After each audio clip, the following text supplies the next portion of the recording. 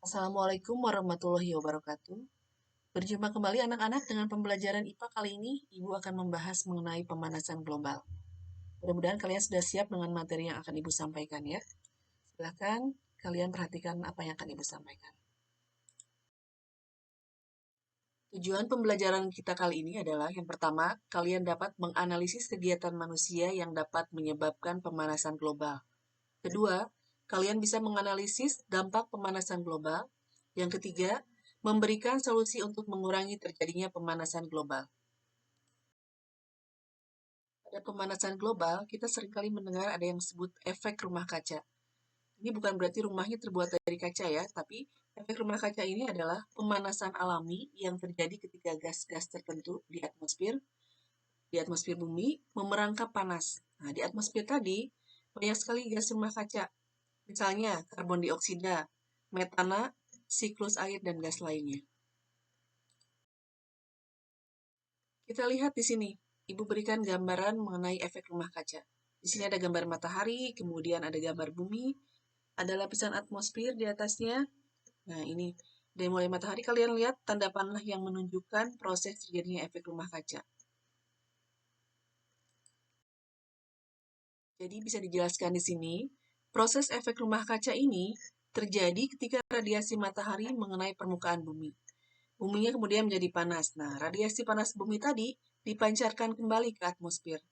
Namun karena banyaknya polutan udara akhirnya terhalang sehingga tidak bisa keluar atau terperangkap. Akhirnya dipantulkan kembali ke bumi. Proses ini menahan beberapa panas yang terperangkap dan menyebabkan suhu bumi meningkat. Jadi ibaratnya kalau kita misalnya di suatu ruangan, kita terkena panas di dalam ruangan itu karena semua ruangan tertutup, akhirnya panas yang ada di ruangan itu kembali ke diri kita. Kemudian mengenai pemanasan global, ini sebenarnya adalah istilah ya. Istilah ini digunakan untuk menyatakan peningkatan suhu rata-rata atmosfer bumi dan lautan secara bertahap. Juga ada serta perubahan yang diyakini secara permanen mengubah iklim bumi. Jadi perubahan itu bertahap. Bertahap satu persatu kemudian akhirnya menyebabkan berubahnya iklim bumi. Sekarang kita lihat di sini ada ilustrasi pemanasan global. Tadi sebelumnya kita sudah sampaikan mengenai efek rumah kaca ya. Ini adalah ilustrasi pemanasan global. Ini sinar matahari. Sinar matahari itu ada yang terserap, ada yang terpantul. Nah, jika terserap oleh atmosfer bumi, pada saat mengeluarkan radiasi, nanti ada yang keluar berupa radiasi, ada juga yang diserap oleh gas rumah kaca. Ada yang di atas saja di tepi atmosfer, nah, ada yang terserap juga oleh atmosfer dan bumi.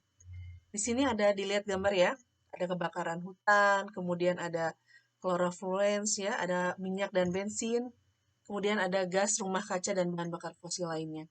Nah ini perangkap panas tadi kalau tidak keluar dari atmosfer, dia akan menyebabkan panas yang bertumpuk di muka bumi ini. Akhirnya terjadi pemanasan global atau suhu buminya meningkat lebih daripada suhu biasa. Berikut beberapa penyebab pemanasan global. Yang pertama, emisi karbon dioksida yang berasal dari pembakaran bahan bakar fosil sebagai pembangkit tenaga listrik. Kemudian, emisi karbon dioksida yang berasal dari pembakaran gasolin sebagai bahan bakar alat transportasi. Yang ketiga, emisi metana dari hewan, lahan pertanian, dan dari dasar laut Arktik. Yang keempat, deforestation atau penerbangan liar yang disertai dengan pembakaran hutan. Kemudian penggunaan klorofluorokarbon atau CFC dalam refrigerator atau pendingin. Yang keenam, meningkatnya penggunaan pupuk kimia dalam pertanian. Berikut beberapa dampak pemanasan global. Kita lihat gambarnya ya. Yang pertama, kita lihat temperatur bumi semakin tinggi. Kemudian curah hujannya juga semakin tinggi. Ini mengakibatkan banjir di mana-mana. Berikutnya, mencairnya glasier. Ini di es ya, es yang mencair. Kemudian hilangnya terumbu karang. Harusnya kan di dasar laut itu terumbu karangnya banyak. Tapi kita lihat gambarnya, terumbu karangnya menghilang atau berkurang. Kemudian penipisan lapisan ozon. Semakin tipis lapisan ozonnya berarti pertahanan bumi juga semakin tipis. Kemudian kepunahan spesies. Spesies-spesies langka banyak yang punah. Yang berikutnya adalah gagal panen. Nah, kalau kita lihat sebenarnya sudah terlihat ya dalam kehidupan sehari-hari, Dari mulai temperatur bumi yang semakin tinggi, curah hujan yang mengakibatkan banjir yang sangat besar, akhirnya ada longsor, banjir, dan juga banyaknya gagal panen. Salah satu yang Ibu sampaikan tadi yaitu kerusakan lapisan ozon. Nah, maksudnya di sini adalah salah satu contoh dampak dari aktivitas manusia yang mengganggu keseimbangan ekosistem dan biosfer.